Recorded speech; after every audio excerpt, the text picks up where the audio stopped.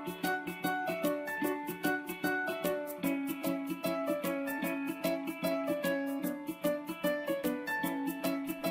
dear students, we are starting to new chapter formula and we are going to learn deriving formula. A formula is the rule that connects two or more variables.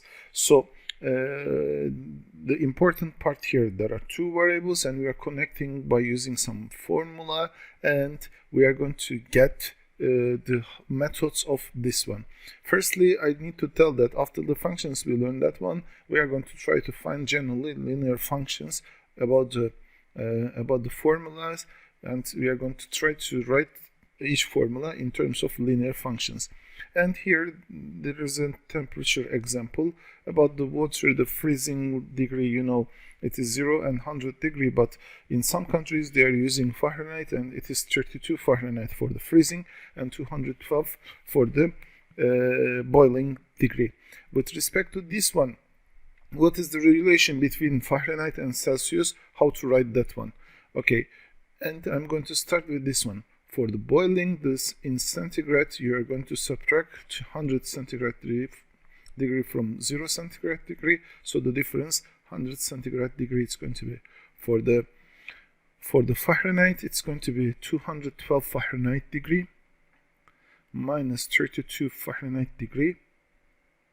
And the result is equal to 180 Fahrenheit degree. It's going to be, let me write it like this, Fahrenheit degree. Okay, so as you see here, when you increase the heat 100 degree, it's same with 185 Fahrenheit, which means 100 centigrade degree is equal to 180 Fahrenheit degree it will be, or 1 centigrade with respect to, I'm talking with respect to ratios, 1 centigrade degree, it's going to be, I divide by 100, and if I divide this one by 100, it's going to be equal to 1.8 Fahrenheit degree. It's going to be, okay, for 1 centigrade degree, I found the coefficient, I found the number in front of the x.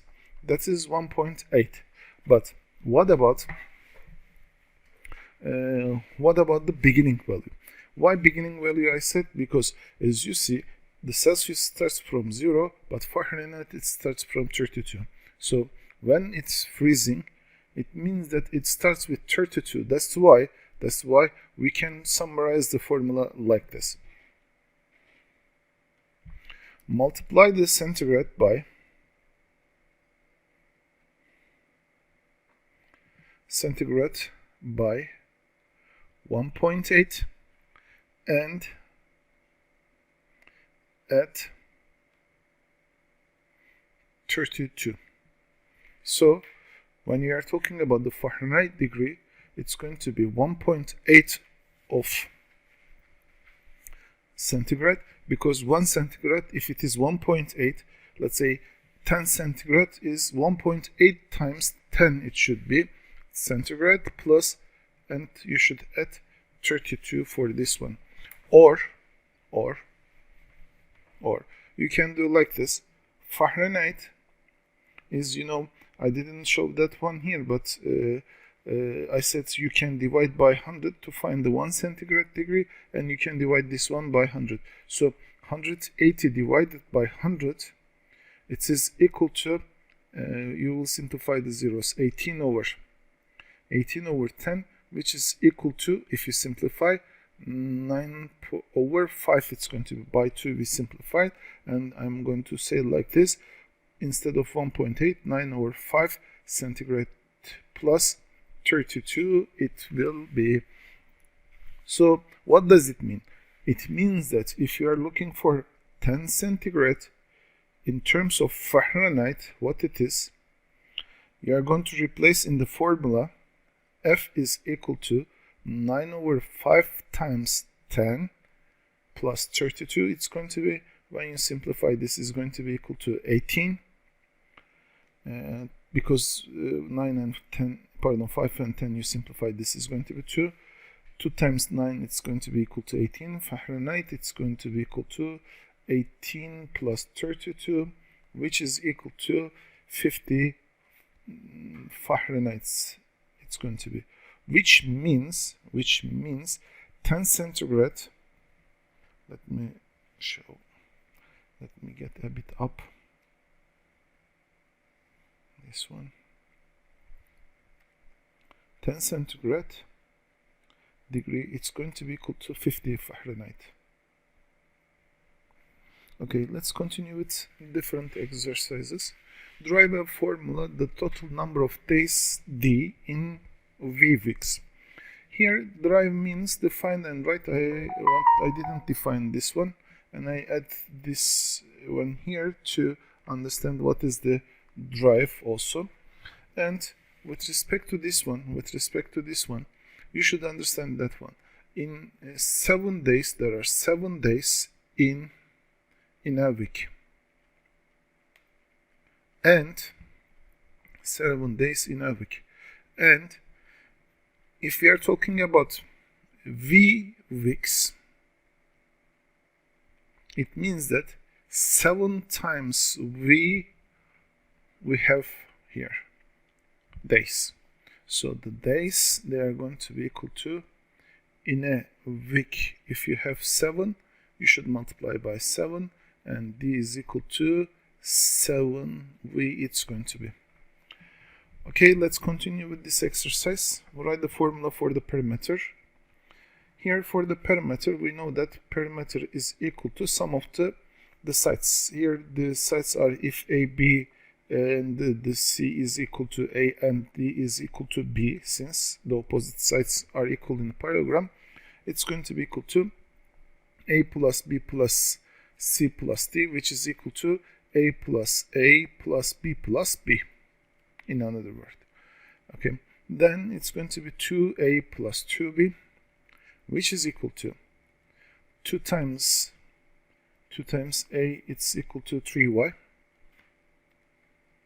2 times 3y plus 2 times 5x minus 2y, it's going to be 2 times 3y is equal to 6y, and you know how to distribute this one. If you are going to multiply with sign also, you are going to 2 times plus 5, it's equal to plus 10x.